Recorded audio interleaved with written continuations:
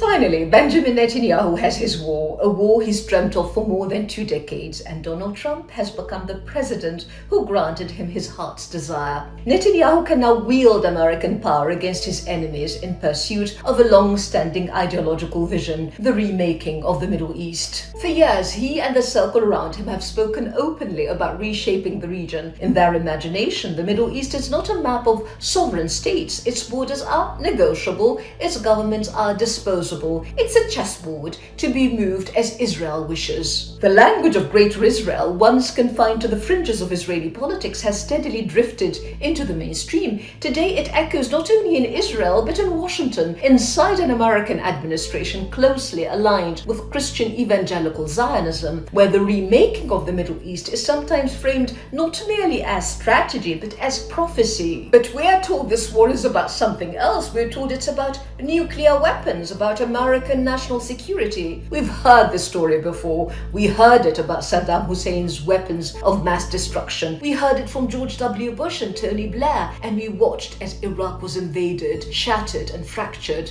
only to discover that the central justification for war rested on lies, on deception. The consequences were not theoretical. They were measured in hundreds of thousands of lives, broken, burned, buried, often without even bothering to count the dead, measured in regional chaos and in a permanent stain on Western credibility. Now the script has been dusted off and repurposed because Iran, at the very moment this war began, was negotiating in Oman, in Geneva. Its foreign minister was signaling flexibility, willingness to reduce uranium enrichment, willingness to accept international oversight. There was space for de-escalation. Instead, diplomacy became theater. While diplomats spoke of compromise, fleets quietly moved through the Gulf and the Indian Ocean. Mobilization unfolded beneath the cover of dialogue. The choreography was familiar. Talk peace, prepare war. Then came the strike. Iran's supreme leader assassinated, political leaders targeted, military commanders eliminated, sovereign territory bombed, cities shaken. And yet, in the dominant American narrative, Iran is somehow cast as the aggressor. But Washington would be making a profound mistake if it imagines that war with Iran will resemble the invasion of Iraq in 2003. When American troops stormed Baghdad, Saddam Hussein's regime was already collapsing. His disastrous invasion of Kuwait had ended in humiliating defeat. A decade of suffocating sanctions had hollowed out the Iraqi state. Internal divisions were tearing the country apart. The Iraqi army was shattered. The Iraqi state was broken. It took only days for Saddam's statue to be pulled down in Baghdad while American forces raised their flag over the city. Iran is not Iraq, nor Afghanistan, nor Gaza. For half a century, Israel has fought almost exclusively against militant groups rather than conventional armies. Its last full-scale war against an organized army came in 1973 when Egyptian forces stunned Israel by crossing the Bar-Lev line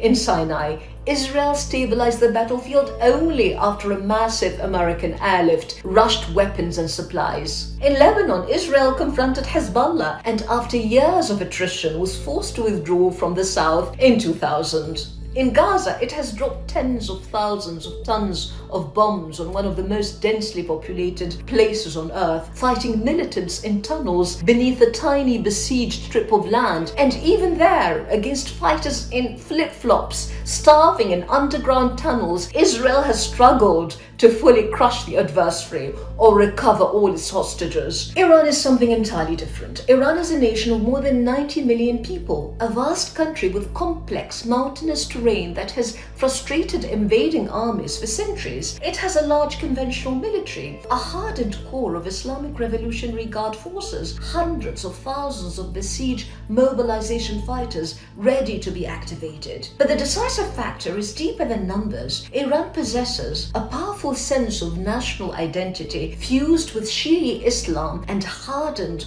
by centuries of historical memory. And in moments of external threat, that fusion tends to tighten rather than fracture. The American bombardment and the killing of Iran's leader has not broken Iranian society. It has rallied it because Iranians remember 1953 when American and British intelligence orchestrated the coup against Mohammad Mossadegh, their democratically elected prime minister, after he attempted to nationalize Iran's oil. They remember the dictatorship that followed, the repression under the Shah, installed and sustained with Western backing, a regime closely aligned with Washington and Tel Aviv. And it was that repression that ultimately produced the Islamic Revolution of 1979. Of course, I doubt Donald Trump knows any of that. Trump, with his characteristic ignorance, arrogance, and bravado, may imagine that Iran can be transformed with a quick surgical strike, any top-down regime change. History rarely cooperates with such fantasies, and if the Gulf destabilizes, the consequences will not remain regional. They will ripple through energy markets, currency markets, and the global financial system that underpins American power. This may prove to be one of the most dangerous strategic adventures